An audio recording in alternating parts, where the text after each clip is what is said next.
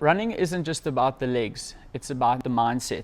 I'm sitting down with Gerda Steyn, Two Oceans and Comrades Marathon champion, to talk about practical tips, motivation, and the mental edge that keeps her performing at the highest level. Let's dive in. Gerda, you didn't grow up with a traditional running background, yet you ended up becoming a world-class runner. What mindset helped you believe that you could achieve that? That's absolutely correct, yes. I think how I started running and my whole journey with running, and then first taking on running and then making it into a career, was quite different to the usual where you get spotted as a youngster going through the ranks of perhaps cross country and then later on taking on the road and building up distance. Mine was completely different. I got introduced to running quite late into my life, or of course everybody has a chance to run at any age, but the bug really bit me only at a later age when I was already well into my 20s. And for me it was just that almost that excitement that really motivated me and got me into it initially. That mindset of, this is something new. Yes, I'm an adult, but it does feel a little bit like you're still having fun, you're still playing, you get to interact with people, you get to meet new people from all walks of life, and in a healthy, active way.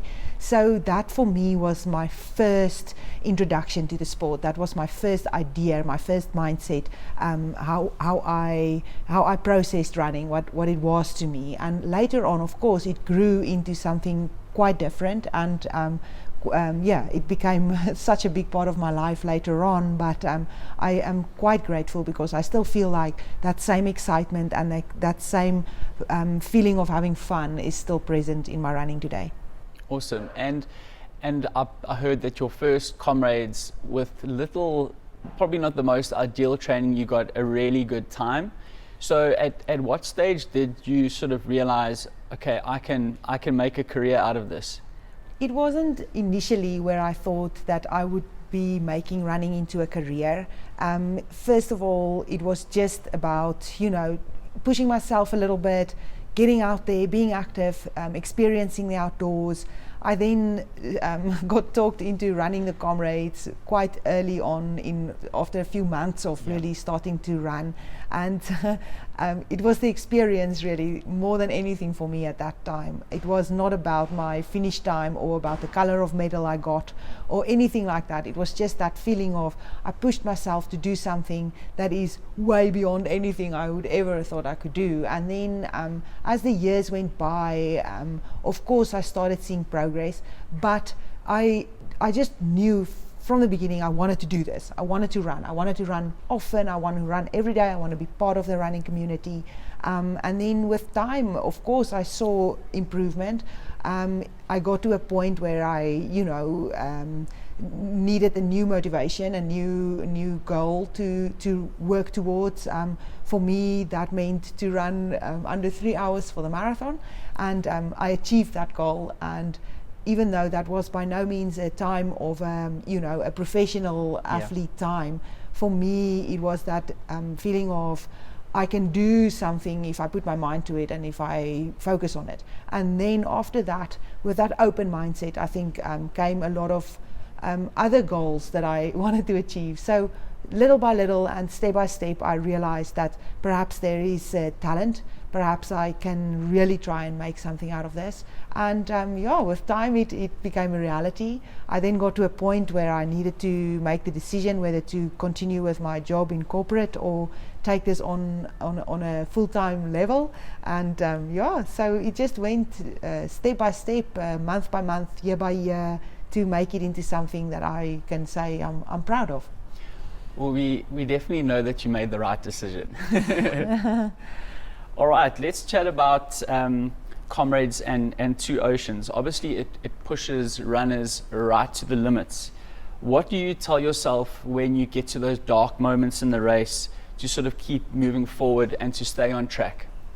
I think when you sign up and when you train and when you prepare for something like an ultra marathon like the Comrades or the Two Oceans, you have to, from the first day, accept that it won't always feel just easy, straightforward, comfortable. You need to know that these dark moments are going to come, and then when they do arrive, you need to push through them and also believe that it is possible to get through it. An ultra marathon is quite different, and I'm sure we'll get to the marathon later on, but in an ultra marathon, the intensity that you are pushing yourself, everything is of course a little bit less. It's a little bit lower because it's a long day out on the road. So I always tell myself right in the beginning of the race, you have to remember that if a dark moment arrives, there's enough time and there's enough distance to actually overcome it and feel completely fine again afterwards. So I just think about that when those dark moments come, and they have come. They've been there. That I've had to push through them, and always I can say that I've managed to get through them and get to the other side. So that sort of belief and just pure belief really that you can push through it if you do everything that you possibly can, physically and logically, making sure that you feel right, making sure that you are, running at an intensity that you feel is you can maintain till the end. All those small aspects combined with the belief that you can push through it is what's always gotten me through. Amazing. It's easy to celebrate race day glory, all the people and the energy, but how do you stay motivated on the tough days training when no one is watching? First of all, we are fortunate that at least the tip of the iceberg is shown. We get to be seen on TV. We get to be celebrated when the good days arrive. But that isn't always the full picture. There's a lot more days where I'm just out there on the road or on the track, having to push through the training, long intense sessions. I am quite used to training on my own. I do most of my training on my own. So those days are the ones that really carve the results that we often see out in the public. And for me, I tell myself every single day that at least some point in this workout or in this run, I have to find joy. So of course, it's not easy to feel motivated and feel good 100% every single day, every single kilometer. But I tell myself that if there was a moment in this workout or in this run where I felt really good and really excited about it, that is enough. So first of all, it's that everyday joy that I find, but also I always keep in mind what I'm doing and what I'm doing this for. The fact that there's a bigger picture, the fact that this small one day, perhaps it's raining or so windy or cold, this is not the whole picture again, and I'm just putting building blocks together here to experience that end result and to get to the goals that I've set myself to do, and that gets me through the tough days. Amazing. Running is obviously just as much mental as it is physical, especially when it gets to the level that you're at. What practical tips could you give to everyday runners to help build up that mental toughness? I think mental toughness is sometimes understated. Mental toughness is also not something that you either have or don't have. That's how I view it. I believe that any person, any runner can build mental toughness. It's the same as fitness. It's the same as any other ability. You have to practice it in order to make it better. So if you are a runner, and if you are already, especially if you're already a runner, you've already got something inside of you, some mental toughness inside of you. Just that first, the initial idea of wanting to take on running and then taking the step to become a runner, that has taken mental strength as well. So you need to know that you've got it inside of you, but you need to also now develop it. And you mentioned, on my level of running, but oftentimes it's exactly the same. We go, doesn't matter what level of runner you are, we go through the same motions. It's that whole thing of having to get yourself out on the road, knowing what to do, knowing what the balance is it too much, is it too little, am I just feeling demotivated for no reason, or is there an actual reason, is my body asking me to rest? So all of that, we go through the same motions, and with mental strength it's the same. So while you are training and while you are preparing for your race, you need to work on your mental strength as well. You need to practice it. You need to use tools such as visualization or all these tools that's out there to build that strength. You need to work, put time a way for yourself and your mind, and to think about what you are really doing. First of all, knowing why you are actually doing this, finding that deeper purpose, and then also on race day, when you are lining up for your race, you have to stand on the start line and be able to tell yourself you are mentally fit and you are physically fit. And even though this will get tough because it's a goal, it's something that you don't do every day, you've got the strength to get to the other side. Amazing. The next thing I wanted to chat about, bouncing back from setbacks. Obviously not every race goes to plan. It's something I think that's going to happen to everyone at some stage. How do you shift your mindset to bounce back possibly after a race where you didn't perform the way you wanted to, and getting back into your training? How do you handle that? It's a difficult one. Nobody ever wants disappointment. We all, you train hard, you've got your goals in mind, and then it does happen. Unfortunately, in running, it does happen that you get disappointed sometimes with your results. For me, it's happened multiple times.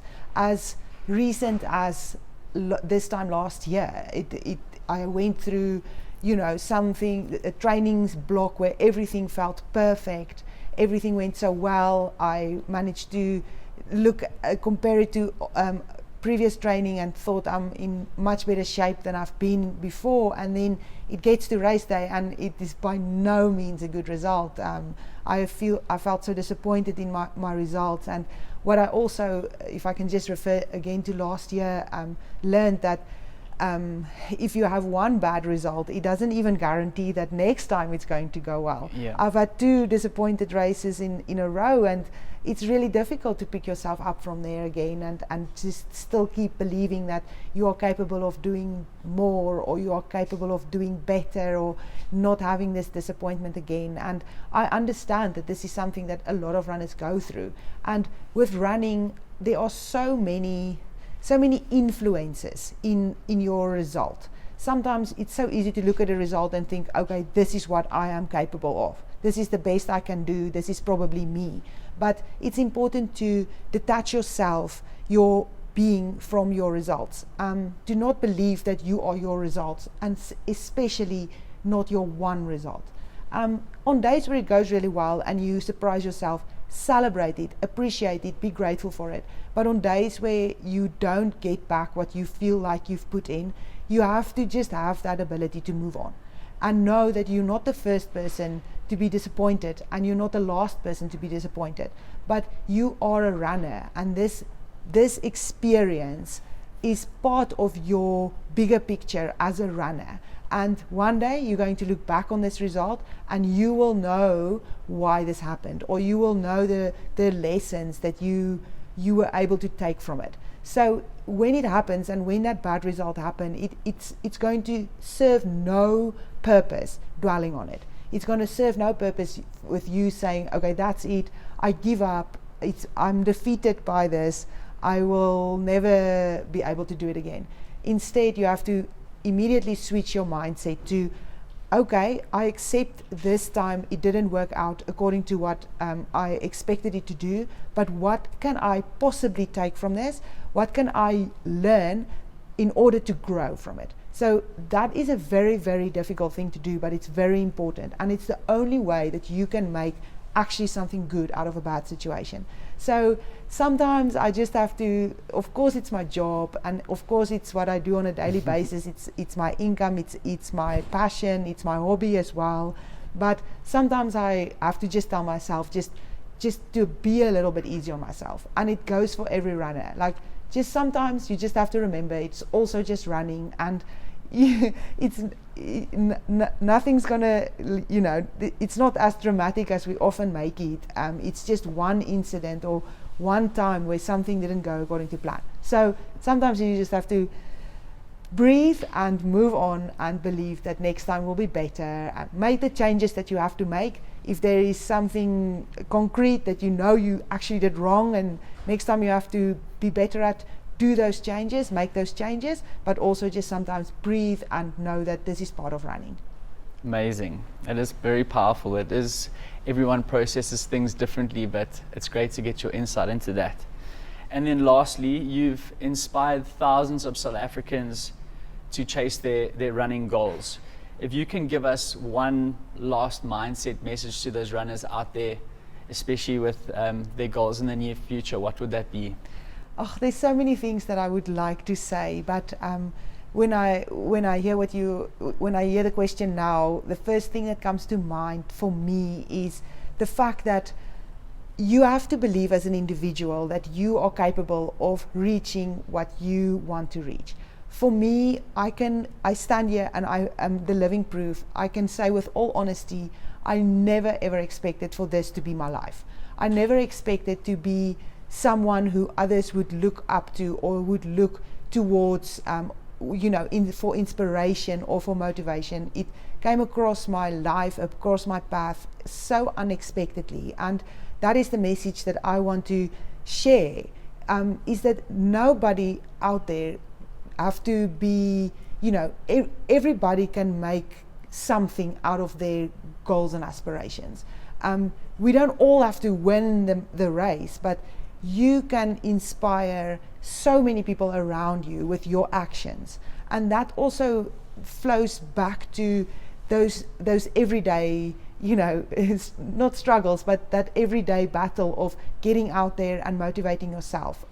Sometimes we don't realize the impact that we have on community around us, and running really just has got such a powerful role there to inspire others around you. So sometimes when it gets tough and when you feel like this is, how do we say, junk miles or whatever, this training doesn't mean anything, I don't know if I'm strong enough to reach my goals, just remember that you never know what your actions do for people around you.